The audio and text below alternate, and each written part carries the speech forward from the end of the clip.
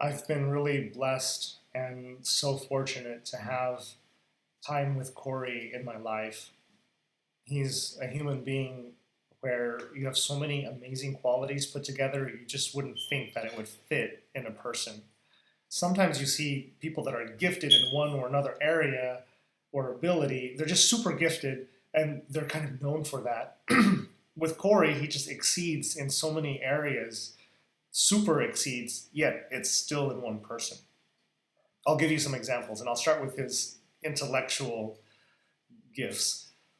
When he was 4 and I would be driving him here and there, he would ask me questions and I wouldn't be able to drive and answer them anymore. Because normally you can have a kid in the car and you can talk to them and sometimes even get into it a little bit and slightly distracted. But with Cory, he would ask you these kinds of questions where you would have to stop the car, find a safe place to stop the car, and like discuss it for a minute or two, or think about it for a good minute and a half before giving an answer. Here's one example.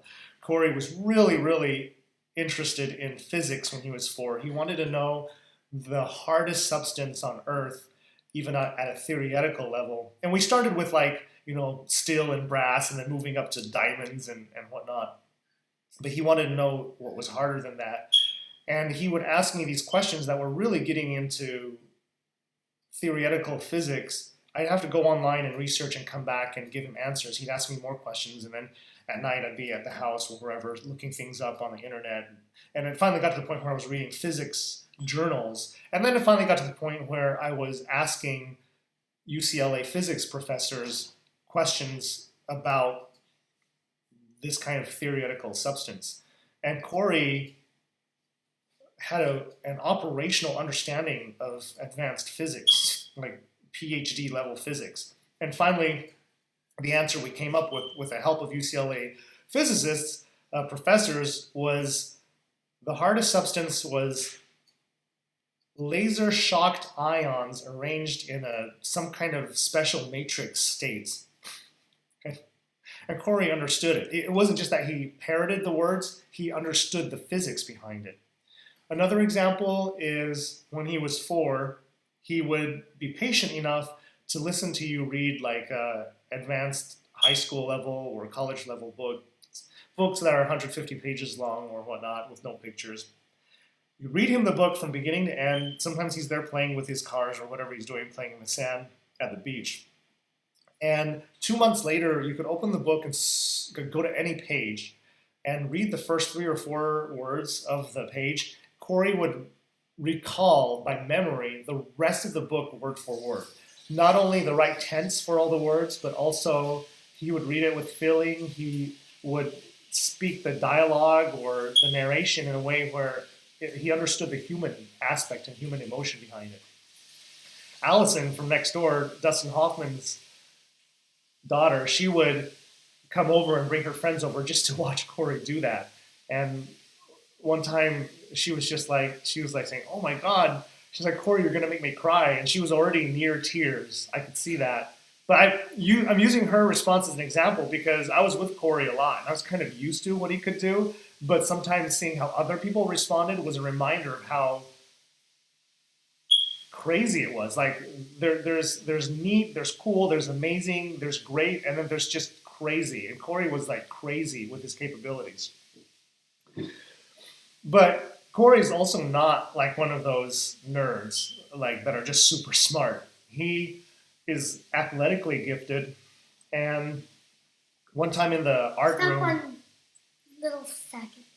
He is a nerd, and he's not smart though. See what I mean? There's just people like me that are just like nerds who aren't really smart and just aren't like Cory. Not everyone can be like Cory. Some kind of quantum effect happened when God made us all, and Cory just got gifted with all these extra things. So, one more thing. His grades are F+. Only a few of them, and no one has to know about that except us. The art room in Malibu, really, really high up. Which is Malibu, the word is in the rock sand salt. Ooh. Art room, window really high up, really, really high up. It was just architecturally, that's how it was built, extremely high.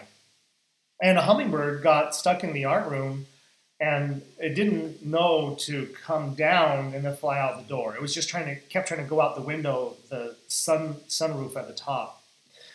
And there was this rickety, broken ladder. It was really high, but it was also not stable. And I didn't want to go up the ladder. I knew I would fall, and and I wasn't sure how I was going to reach it anyway, because as tall as the ladder was, it still wasn't high enough for anyone to be able to obtain the hummingbird. Cory goes up the ladder, and I know he's going to fall because the ladder is broken and it's shaking and wobbling and doing that thing. I don't know what it's called. It's like basically it's completely unstable. It could have just folded over. Cory went all the way up the ladder, and he stepped onto those top steps where those warnings are telling you not to step on it or you'll fall. If you step, there's the pictures on there just to remind you. Cory stepped on them on a ladder that's already broken, really high up. He had to so that he could get high enough to reach the hummingbird. He not only went to the top step on a broken ladder, and I was just waiting to catch him. And at that height, I knew it wasn't going to be so much a catch. It was more going to be just breaking his fall, and we're both going to get really hurt. And then I was going to get in trouble for letting him go up the ladder. But he puts his hand up and leans over to the corner where the hummingbird was hovering. It was flying. And then gently puts it up to the hummingbird so the hummingbird sits on his palm. How do you do that? How do you have that kind of muscle control? And then with that one hand holding a hummingbird on his hand, he descends down the ladder. The balance and agility he has is just not believable. I wanted to get it on video. I love to take video and pictures of things, but he was too late. I was too scared. I knew he was going to fall, so I was going to be taking a video while I knew he was going to fall down. He comes down. The hummingbird must have sensed Cory's energy and was just sitting there and just seemed really comfortable and watching Cory. Actually, maybe he had a magnet on his hand and there's a magnet on the hummingbird. Okay, so that's what it is. Either Cory has amazing energy that hummingbirds are very sensitive to, and it knew that Cory was a very kind and amazing, gifted person, or there was a magnet, as Emily said, in the hummingbird and on his hand too. Whichever explanation it was, he walked out the door, art room door outside with it, and then when the hummingbird was ready, it just hovered there, kind of gave a thank you nod to Cory, and then it flew away. And the railroad was so loud. Maybe because the cat's on the cage. So those are a few of the many experiences with just Cory, but I had all of them with Jordy and Allie and Ken and Kitty. It's not. It was Lexi who flew to the floor, and then Rose was on the floor, and he was biting the cardboard, and then Lexi flew to the floor, and just woo, woo. Allie got a video of Roro a few weeks ago, so you can see how he's doing, the cockatoo. The video, he edited it. So he's bad at making Roro say stuff. And when I say hello, Roro say hello. And when Cliff says hello, he's like... Doesn't talk to me, huh? Because birds and hummingbirds can sense energies. So, Cory, I'm so proud of you for graduating. And I know that you're the person that changes the world. You've changed my life completely already. And I talk about you to everyone every day. It wasn't a coincidence that yesterday I was talking to Grace about you for like 20 minutes. And then later that afternoon, Jordan contacts me. He's like, let me make a video for Cory. And I was thinking, oh, that's so cool. I was just talking about Cory this morning. And then I thought about it some more, and I thought, well, it's not really like that kind of cool. It's more that I'm really talking about Cory, Jordy, and Allie all the time. So it wasn't that much of a coincidence. I realized that after thinking about it. Cory, you've already changed my life completely, and I know that you'll change the world, whether you intend to or not. But whether you change the world or not, in different ways, the most important thing is that you continue to be happy, and I really hope that you're happy every day. And if you ever have a day you're not happy, you should text message me, call me, And say funny stuff about Clifton. say funny stuff about me, and email, Google And Hangouts. be mean to him. Ooh, I bet there were some days Cory was a little mean sometimes.